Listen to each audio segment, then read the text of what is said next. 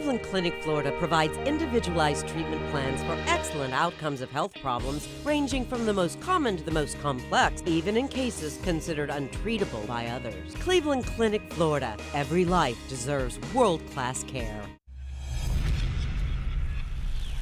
Hi, welcome to the KVJ ATS Podcast. Kevin's eyes are looking sane, but he's got new hair. Virginia is a witch and she farts in her chair. Jason is a spaz who's got an old man's ass. Welcome to the After the Show Podcast. Hello, and back at it on a Tuesday here. Good to see you all. Good to see you. Yes, back from a little break. You handsome son of a bitch. Mm-hmm. I just have a check-in to share with you. Rocco's virtual school. It's happening. He's sitting there in front of the computer. He's sitting there in front of the computer. He's not, in the yard giving the middle finger to the project. Mm-hmm. So that's good. Yeah, there's a deeper dive. I've witnessed it. I remember day one in my family, there was tears. Oh, boy. Both. I think everybody was crying. When your wife and your son? She was, I think, tears of anger. And oh, my. You talking about for the virtual stuff? Tears for fears. What's that? For the virtual stuff? Yeah.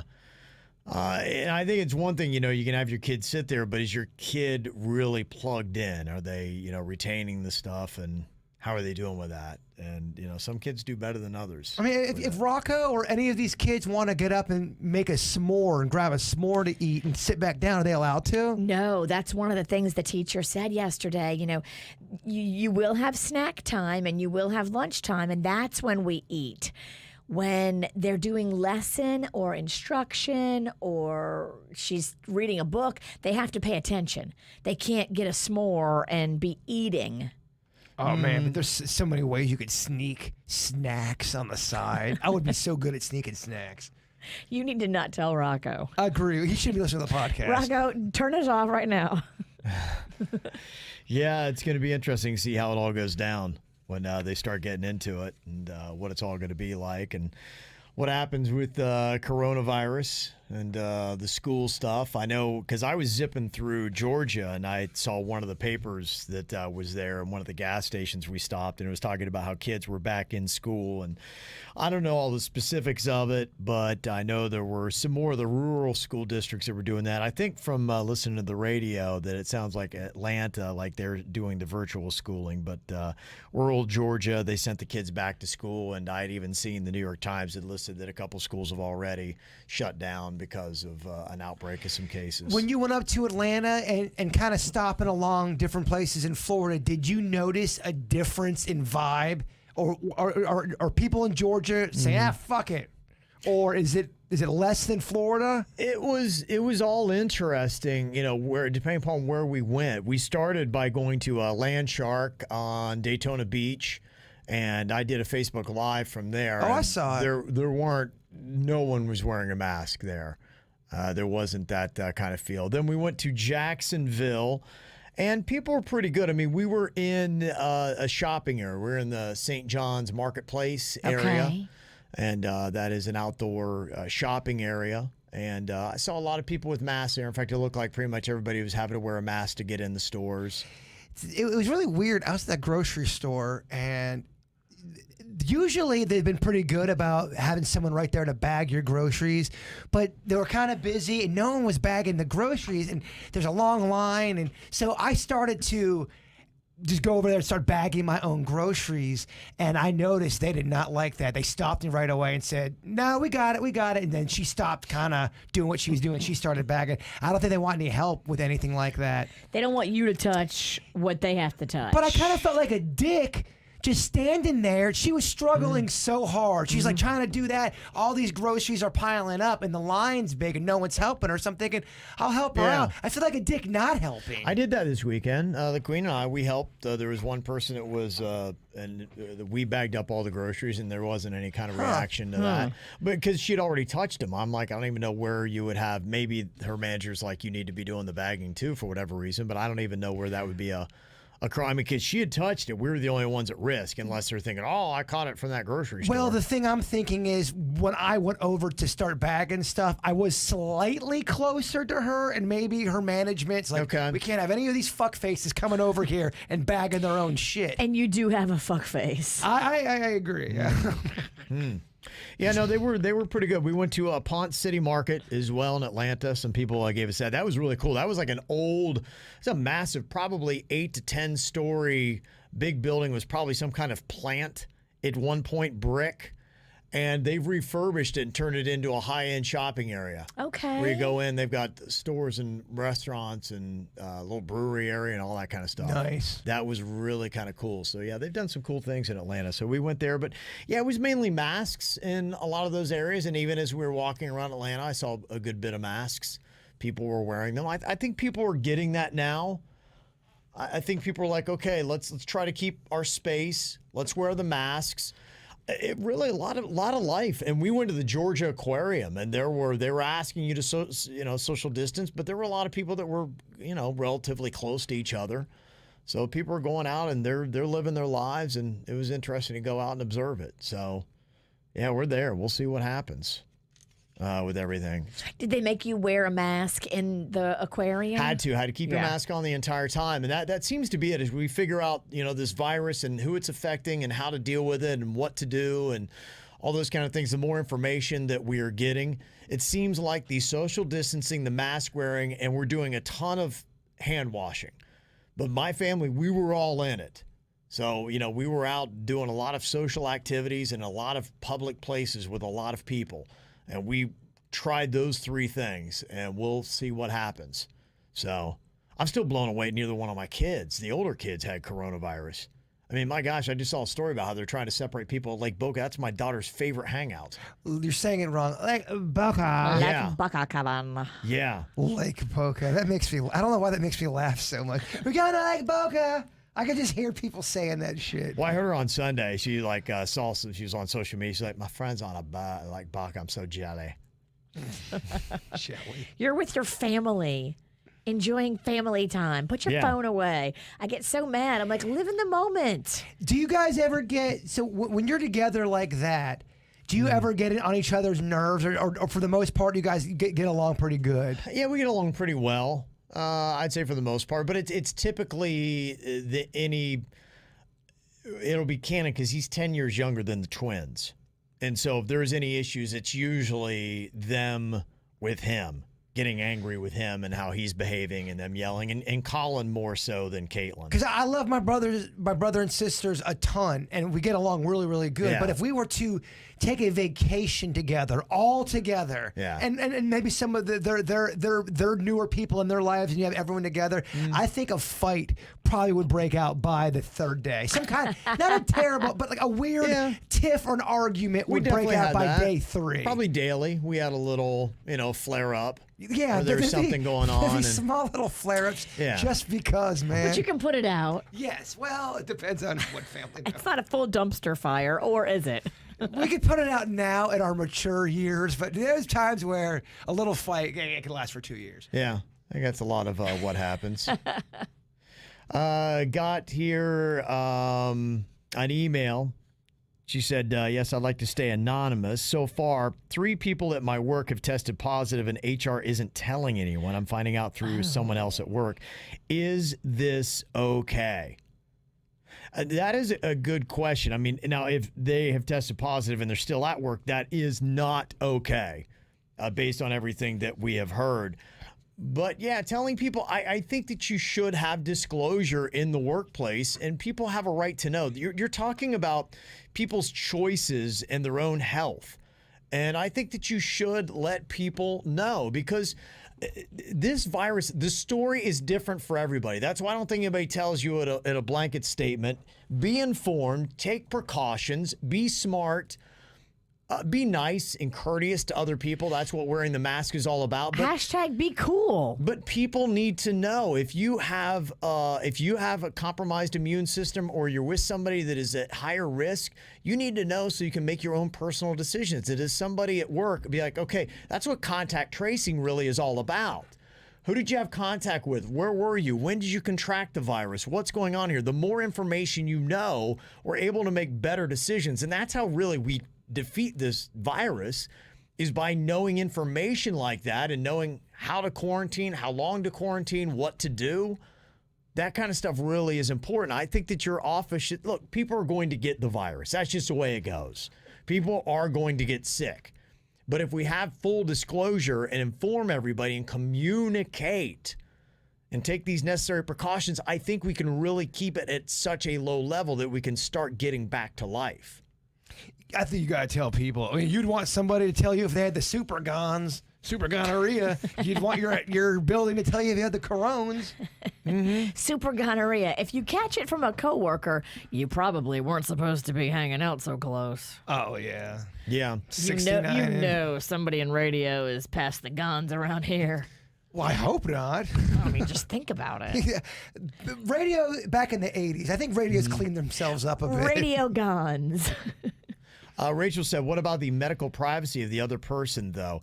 I think I thought I read a blurb about that in the New York Times, that I believe when it comes to this, that does not apply. And if somebody has contracted, because you have different rulings when you have a pandemic, some of the traditional rules go out the window. And you're talking HIPAA about, doesn't protect. right. Where that is part of contact tracing, is saying this person contracted the virus. Here is their name. Here's where they were.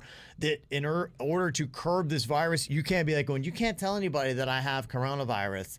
I could swear I read that. I hate to not have information in front of me, but I think that's where I read it. I think that's what I read. Well, it should be that way. It should be. It logically makes sense when you have a virus that's out of control and we don't know how to manage it yet.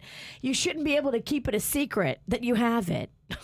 It should be fully disclosed. Everybody should know what's going on, and the people that you've come in contact with should be warned. Yeah, no, for what we got to do to defeat this virus, I'm sorry, unfortunately there has to be some things where I'm not real comfortable with that. Yeah.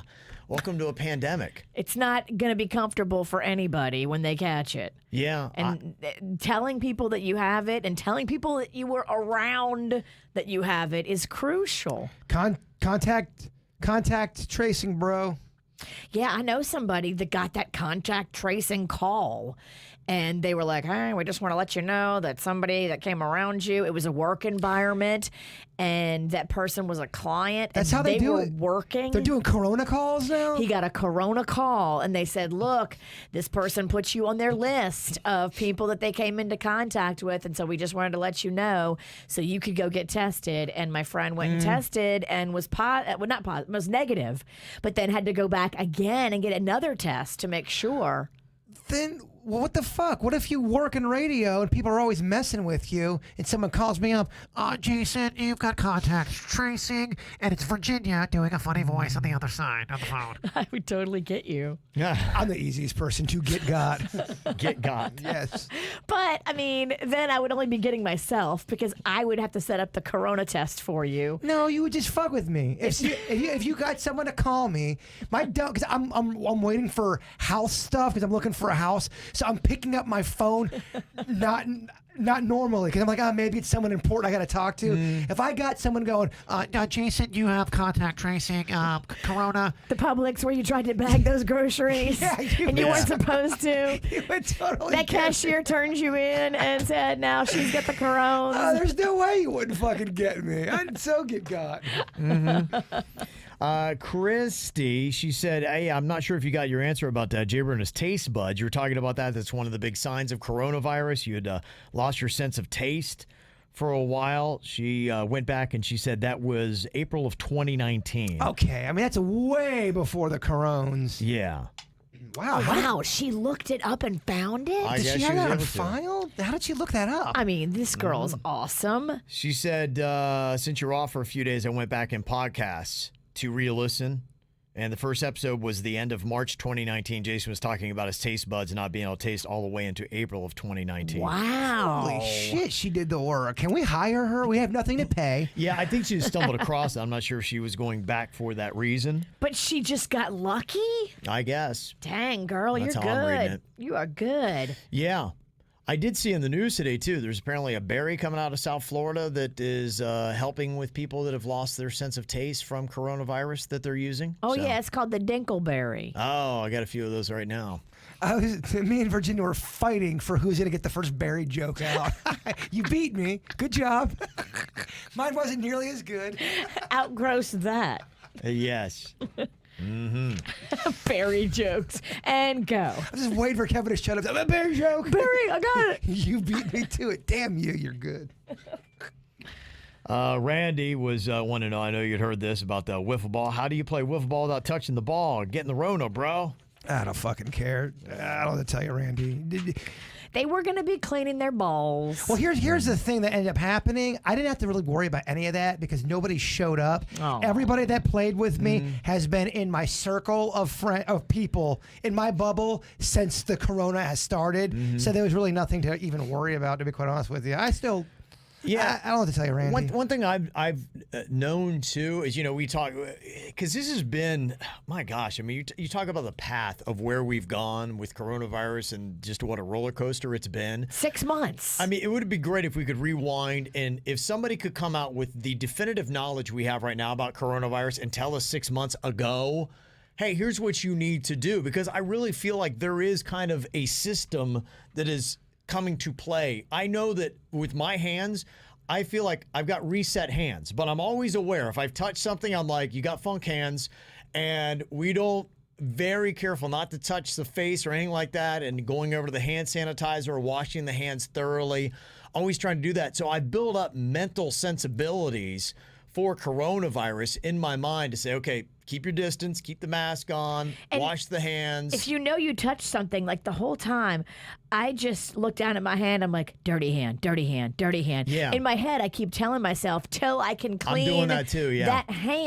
That hand is basically my enemy until I can clean it. Yeah. And I just keep saying it over and over in my crazy brain. Dirty hand, dirty hand, dirty hand. I mean, everybody there was that I was playing wiffle ball with was careful. I mean, I pretty much know what they're all been doing, and it's the same people that I've seen. It's Bigfoot, it's Ponton.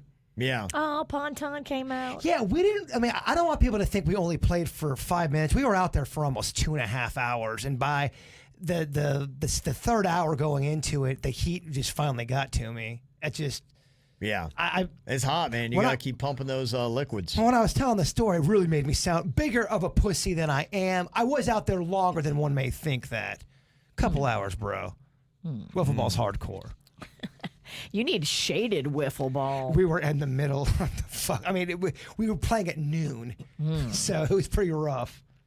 Yeah, I know yesterday when you're talking about sports, they're having, it seems like, they had the little flare up with the Marlins and baseball, but for the most part, it seems like sports are, doing it okay. Like they're, learning a few things, but, the NBA's still cranking on. Major League Hockey. Baseball's cranking on. Hockey is cranking on. They got that, and they're talking about college football, what is happening with that.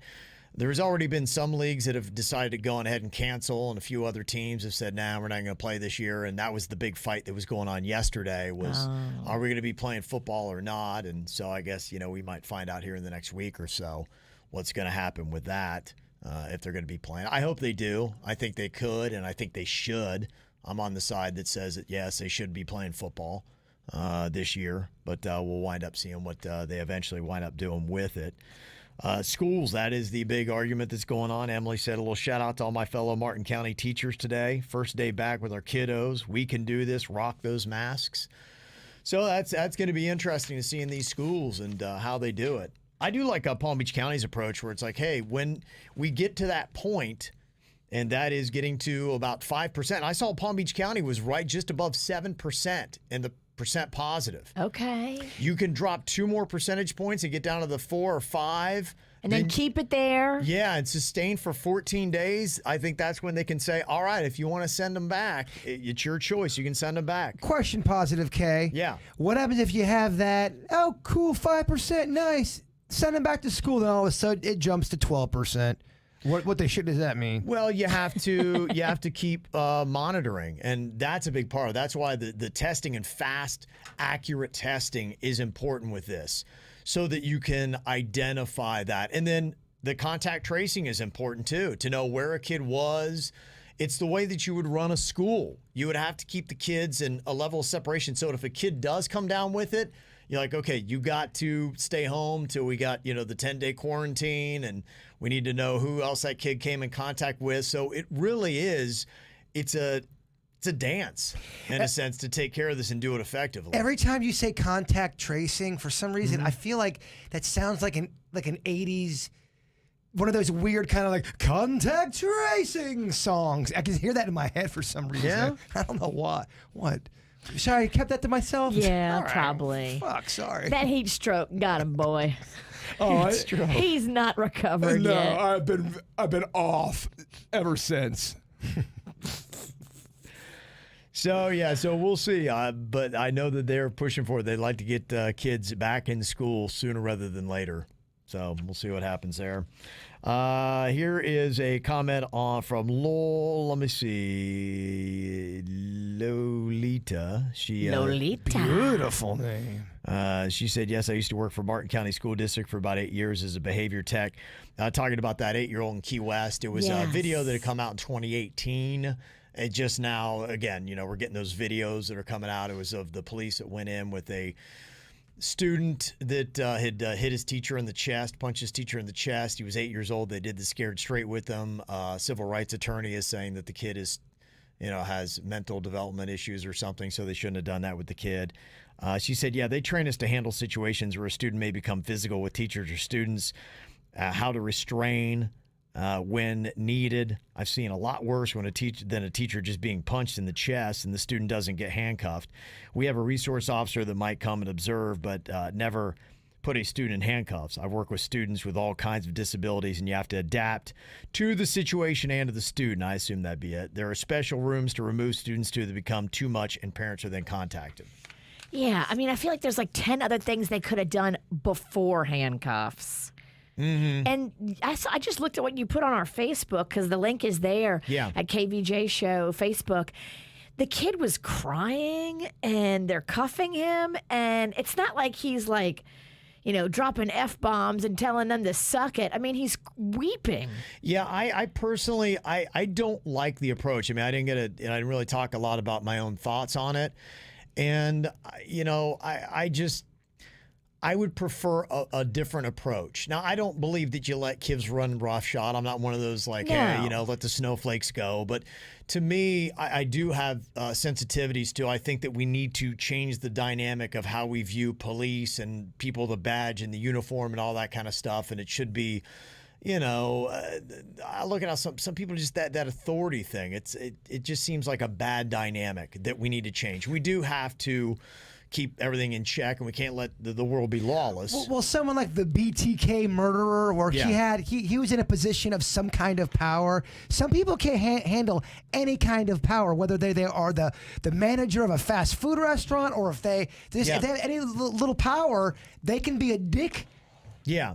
I don't like that approach. I'd like to find other ways to do it. That's why I think that we need to get more healthcare professionals, and we need to pay those people better, because everything I see about how much they make, there's a thing I saw the other day about the worst salaries, and some of the most important jobs have the worst salaries, and I'm like, this is so messed up. It's a good point. Yeah. I don't hear a lot of people talking about that. Now, I'm talking about paying good people to do a good job. Yeah. If you're doing a great job, you should get a great salary. Well, you'll get better quality people with better pay. Exactly. And then the whole system changes with that. You got to go through more of a test, and you have to earn and keep your spot. But yeah, if you show you're fantastic at your job and you do it the right way, I'm with you on that. I think that's where we need more of that. That's what I think. If you're talking about, rethinking the policing system in America, I think that's what you need to think. Is I'm okay with the new approach.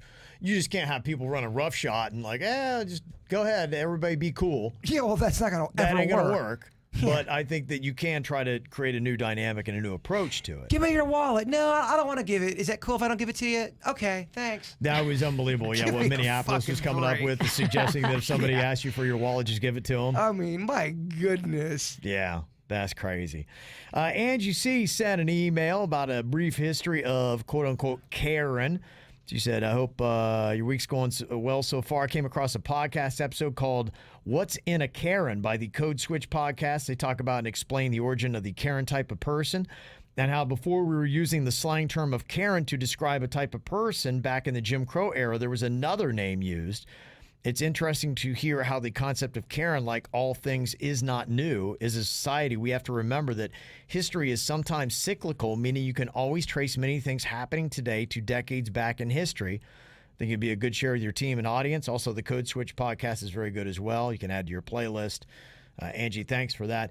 Yeah, it is interesting because it seems like everybody does fall into a type. The kind of person who loves to, I'm going to be the police and I'm going to stand up and yell. Yeah, I remember back as a kid, we would have those annoying people that just thought that they were the authority figure that needed to complain and set everybody right and yell at people. Busybodies, we'd call them. Yeah, there are just different names, and that's just a personality type, and it's annoying as hell. And that person is always annoying as hell. To be around, you're like, how do you not realize how annoying you are and how people don't like you? We used to work with someone like that a while ago where they complained about everything. They ratted people out. I mean, They were just a difficult, nasty individual. and look, that shit spreads like wildfire. All you have to do is roll over on one person, and everyone who's cool with each other goes, stay away from that motherfucker because they're going to try to bring you down. Exactly. Yeah, so I can see that. They would try to get people in trouble for stuff that had nothing to do with them. For no good reason. No good reason. They would Just- try to make trouble where there wasn't any. And you're just like, how can you go through life like that? Everybody here dislikes you because you bring such nasty, negative energy. And how do you not know that? Just always complain. I mean, there's some people on social media that do it. They try to get you in trouble. They try to get you fired. They don't like your opinion on something, so they're going to send an email to your boss. They always have to. Complaining's in their DNA. And I would just imagine life is going to be tougher for you. They love it though. They love the complaint. They're miserable. You're right. They're miserable, but they also need that misery. It's what keeps them going. That's tough. It is. That is tough. It's I exhausting. feel for that person. It would be exhausting. I just couldn't even imagine everything in life is a fight and you feel like you need to go around and people are going to be people. People have free will. That's just always been the way. And people are going to do what they're going to do. If you think you're going to correct society and people's behavior by being... Well, just because someone's not doing it your way doesn't make you right. Right. And what do you care, honestly? Like, you're letting them take away your happy because you're getting all upset by whatever they're doing. Just do you and smile and realize life is short, and I'm not going to get all in somebody's business. Yeah, what's it worth? It's not worth anything because you're just going to end up not changing their mind. Then you're going to be all upset because you yelled at somebody out in public, and then both of you are flustered. Then you go get behind the wheel and get in a car accident. That is the one thing I have. I'm not saying people can't change their mind because I feel like people can change their mind, but it is really tough to change someone's mind if they really believe in whatever. If they don't love pineapple on pizza, you're never going to change their mind that pineapple on pizza is good. Now, fuck you, man. Pineapple don't belong on pizza. Yeah. You guys got that, right? All right, cool. Yeah, we got it. Nice. We got it. Just don't forget, he had sunstroke. And don't forget, she's a drunk. Sean had asked, so I didn't get Kevin's point about the law enforcement stuff. The public needs to adjust their outlook on law enforcement, or he meant law enforcement itself needs to change.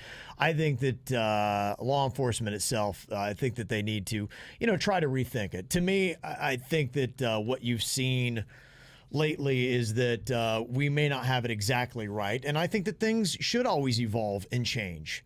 And I think that there are ways that you can look at it and say, okay, how can we have a better dynamic and a better relationship between law enforcement and citizens? And what can we do to do that? And I think that a lot of law enforcement agencies actually have been trying to do that for a while. It's just how can we be better at it? How can you find some of these people who are not doing it right, hold them properly accountable? And I think it's a system of trial and error. I don't think we're going to see a solution in the immediate future, but hopefully, as time goes on, there will be some massive changes that are happening. And then I think once that dynamic changes, I think people's outlook on law enforcement will change. They will actually start seeing them as like, hey, this is somebody that's here to help society, to protect me. The way that I think a majority of good cops, the cops I know, wanted it to be. It's like anything, man, in life. There's going to be good and bad in anything. There is. And I know even that statement's controversial for some reason. I saw someone put that same statement, and they got just, slaughtered for having that opinion or point of view that's saying that there's good and bad and in any kind of field. There is. But you also shouldn't be afraid to give your opinion. And if people are afraid to give their opinion now because they're afraid they're going to get crucified. Well, I think, and I hate that. I don't like that. And I think you should be able to, because I like hearing people's opinions because it helps shape mine. Because I'm like, okay, I never thought of it that way. And you might not agree with everybody, but it doesn't mean that you have to fight. You listen, and then you say, okay, I disagree. I'm going to do my business, and I'm going to let them do theirs. And You don't even have to hate them. You don't have to hate them. Just because someone doesn't agree with you, even on stuff that's matter of the heart that you guys just can't get on the same page, it does not mean you have to hate that person. You pray for them, and you wish them the best. What if you're an atheist? Fuck that. No, I'm just kidding. Kidding. It was a joke. Please, people who like prayer, don't email me. I'm sorry. Well, they're not praying for you now. Why they should pray for someone like me. I'm all fucked up. Jason said, as a law enforcement officer, I will say the vast majority of the public doesn't understand what we do. And he's very right about that. That usually all the problems that we have is we don't fully understand each other. And sometimes we're not caring to understand the other person. If you go at it trying to understand how they came to their opinion and their viewpoint, then maybe we can all kind of reshape. So we're like, okay, I get a little bit of that. And then we all are kind of like, all right, if you're open-minded and understanding, I think we can solve a lot of these problems. And on the other side, Jenny said, you can't have a better relationship when people come out and riot. Look at Chicago this week. And I think on both sides of this is you should stand up. And if you're in a group of whether you're police, you should say, hey, when somebody's not doing it right, make sure you're there to correct them. And if you are out trying to protest to get your message across, when you see somebody that's not doing it right, saying, hey, this is not what we do. Yeah, why? You're doing it wrong. I didn't understand why this was such Hold people in your group accountable. Why could you be for, people who are protesting? You could be for that and support that, but also be against, destroying stuff.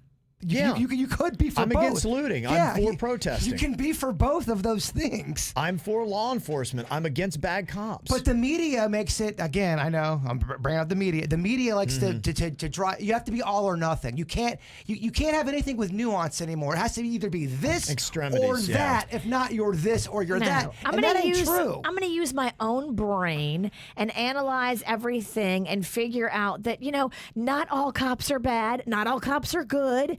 Not all decisions we make are going to be the perfect one every minute of every day.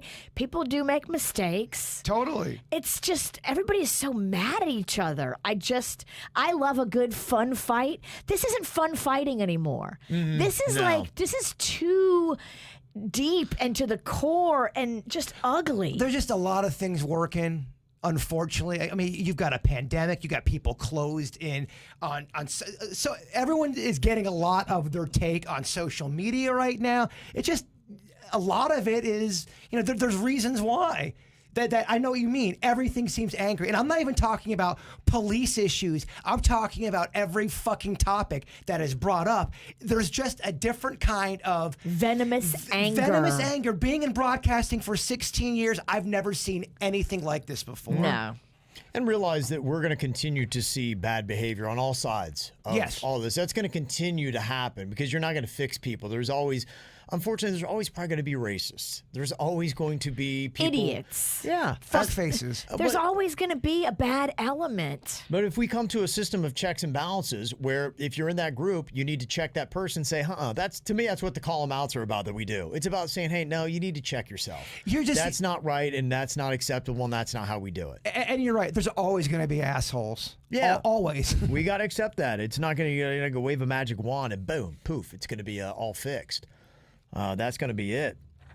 Got one text that came in, said, talking about the Karen thing from the viewpoint of most minorities, that's the MO for most white people. They're always nosy and they have to tell.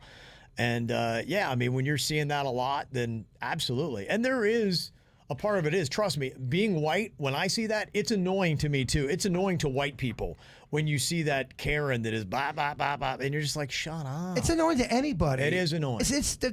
People don't like to be fucked with. Yeah. I don't care who you are. And I can see that when you see so many of those videos, you're like, oh, this is just what white people are. You kind of get that.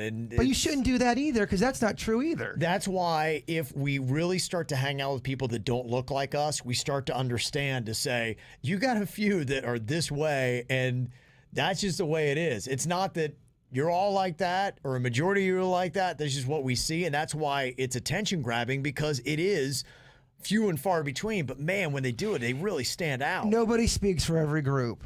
No. Nobody does. I'm sorry. You no, don't. they don't. And it really is every time you hang out in a different type of situation. We went to the Atlanta Breakfast Club, and Atlanta is a very diverse town. The black population there is massive. It's amazing. And for me, it was really interesting because we went in there and we sat down and we were the only white people in that restaurant. And that is rare to have that happen. Right. Where you all of As a guy from Ohio, yeah. there were no families of color around you growing up. Right. And I I kind of looked around. I was like, okay, how do people feel in this dynamic? What is this like? Does anybody care? Does anybody notice? Is anybody looking at me like we got a white family over there? Or people just like it? Really, to me, I didn't notice anything at all. I didn't see anything. But you wonder, what are those thoughts? And I would imagine a majority of people are like, okay, yeah, they're white, so what? And probably if you're in there, and it'd be the same way if it reversed. If there's one black family in an all-white restaurant, probably a majority, 90+% of the people, yeah, okay, so what? But there's probably going to be a few people like going, that have got that racist underlying tension. For a lot of people, some people are just kind of dealing with their own shit. They're in their own little world. Yeah. So they're dealing with, making a living for their family, or their mom's dying of something, or they got their own storyline. Yeah. The people that are in your face, they're just fucking assholes, and they're never going to change. Mm-hmm. They're never going to change. But it was really great being there because, one, the music, it was all R&B. It was fascinating to see people listening to that and reacting to that. What people were wearing, how they were behaving, how they interacted. It was a really interesting time. I'm happy that I did that. And I would encourage more people to put yourself in situations that may be slightly uncomfortable just to get a little bit of a better understanding about everything that's going on. It was a good place to be. It cannot hurt us to be more diversified and hear each other and see each other and love each other. I mean, guys, we're not going to be here on this earth long. Why go through life all mad? Mm-hmm. Evan, go ahead, Kev. Trust me, I was not going to add anything cool. Well, the thing about it is, in kids today, I look at my 10-year-old Cannon. He loves sports. He's in all that. Most of his friends are diverse. He's got, I would say he's got more friends that have darker pigment than him than he has friends that have a lighter pigment. He's got your lineage, so I mean, he's got the whitest pigment in the game. But for him, it's nothing that he notices. But he likes. He dresses like he'll see any basketball player. So it's always the long socks, the slides, and the sports jerseys and all that kind of stuff. He dresses like all of his other friends that are black. There's really no difference. And I like to see that because to me, when we blend all the cultures together and we do different things like that, then really we all take what's good from everybody and we really kind of just become one country and one culture together, blending a little bit here and there. I did see a story today, and I don't, some of these stories are, Rita Ora, she is a pop star, and there's a term I never heard. It's called blackfishing. They're saying that she is guilty of. It was a photo of her with her parents, and her family's from Kosovo, and so they're all white. And some people were just saying that, whenever you use black culture to try to advance yourself with your music career or things like that. And they're even calling out like Jay-Z's Rock Nation label and things like that to try to make her kind of like the racially ambiguous or even Rihanna 2.0 and something like that. And the cultural appropriation. For looking at my son, I'm not a huge fan of the whole cultural appropriation thing. Now, if you're trying to disguise, remember that one girl who was white and she was trying to run the NAACP? Yes. That's different. I that's agree. Totally different. That I agree is totally different. But that's where I worry, and that's why it interests me because I see my son Cannon, and he would be so confused and hurt if somebody would come up and try to get him on the racial appropriation. That's somebody that wants to make race an issue and tear people apart. That does not bring us together, and that is a big tactic in the media. They like to make terms to get people all fired up, and then people get mad at each other and talking about how different and divided we are. Right. All that does is just keeps the anger. It does nothing but make people angry, and it does not do anything for harmony. And I'm so against that. Yeah. Especially with the media doing that, because people believe the fucking media, and I think it's irresponsible for them to constantly try to race bait people. I don't think that's cool. Yeah, I don't like it either. But I think if enough people, that's why I think it's important for people to express their opinions, and these conversations need to happen, because you're right. It does feel like there are elements that try to divide us and keep us separate. Of course. Because it's a better storyline. That's what gets clicks. Racism, sexism, all that stuff. It's out there and it is real. But don't think the media does not have their own interest in that. They care about the one color, green. Yeah, very true. Amen, Bird. I'll get an email. Someone will be mad at me. Well, it's good. It means you're probably saying something important then. Yeah, I mean, we also got to get past the part that not everyone's going to love all of your opinions and everything you stand for. No, and that's why I think more people, honestly, you should speak up a little bit more, and you should listen a little bit more. Sure. Probably listen a lot more and speak a little less, but still, we should be able to express ourselves and listen to everybody's opinion on this. Let me see. We got an email from Jennifer. She said, "Why did Kevin start calling Suits soups? I must have missed that show, so I don't know where to look." I mean, it was the smallest, most insignificant moment ever. I'm trying to make soups a thing. Kevin stumbled and called. I mean, it was so quick. It's like soups. And we didn't say anything. And like 10 seconds went by. And then Virginia goes, "Did you just call him Soups?" Yeah. Soups is a great nickname. It's a great nickname. And we try to make it stick. Well, I like it because you can have a lot of fun with it. He's hot like soup, you know? Oh, There's a lot of, yes. Suits scalded. is soups. He could have his own line, He'll burn your tongue, girl. including now donkey soups. Donkey soups. Donkey soups. That was weird how he drew soups. I swear, y'all, we did not rig that game. I don't know if I believe you. Well, I didn't. Fuck this, man. Why you always coming at me like I'm rigging shit? I lose the most on this show. The worst at rigging games ever. Somebody said, so is it Suits, Soups, Scoots, or Reek? Well, that's what happens when you get on this show. You get a ton of nicknames. And it becomes so confusing. Like, how many people are on that show? Oh, there's only 5. It sounds like there's 18. Why are there 85 names? There's so many nicknames for everybody. So there you go. That's how all that began. So, got anything else you'd ever like to throw at the show? We love your emails. mail@kvjshow.com. mail@kvjshow.com. What you want us to talk about is what we talk about in the After the Show podcast. You guys enjoy your Tuesday. We'll talk to you later. Goodbye. Cleveland Clinic, Florida provides individualized treatment plans for excellent outcomes of health problems, ranging from the most common to the most complex, even in cases considered untreatable by others. Cleveland Clinic, Florida. Every life deserves world-class care.